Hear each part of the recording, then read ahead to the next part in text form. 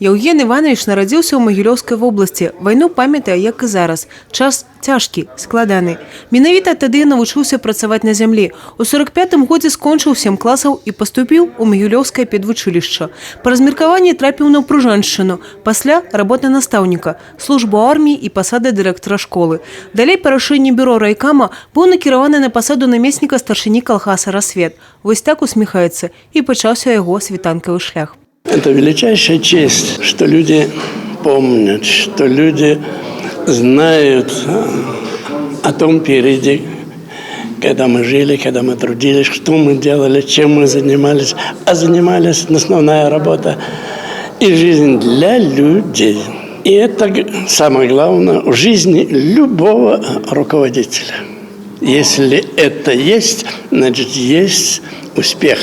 Павіншаваць юбіляра са знакавай датай прыйшло шмат гасцей. Адны з першых слоў віншаванняў ад кіраўніцтва облвыканкама. Сегодня время идет вперед, и ваши последователи, и Пружанский район сегодня идет вперед.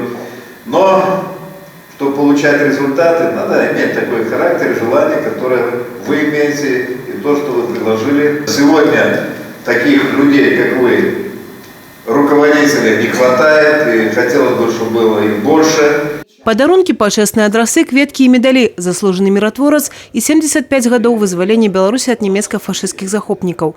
У зале калегі Євгена Кудзінава і людзі, з кім сустракаўся на жыццёвым шляху. Колхоз «Рассвет» Пружанского района был известен тогда не только своими достижениями в Пружанском районе, далеко за пределами Пружанского района в Брестской области и за пределами Брестской области. Лично о Евгении Ивановиче Кудинове, что я могу сказать? К нему очень подходят слова. Великий человек, трудом велик.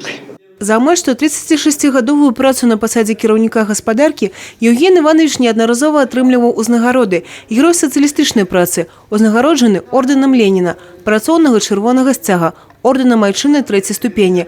Але юбіляр адзначае, за кожны з гэтых узнагарод людзі, з кім працаваў. Мои учителя – это мой народ, с которым я уважаю, ценю и горжусь. Быть честным человеком и делать работу так, как положено. И если что-то непонятно, то приди спроси, как делать эту работу.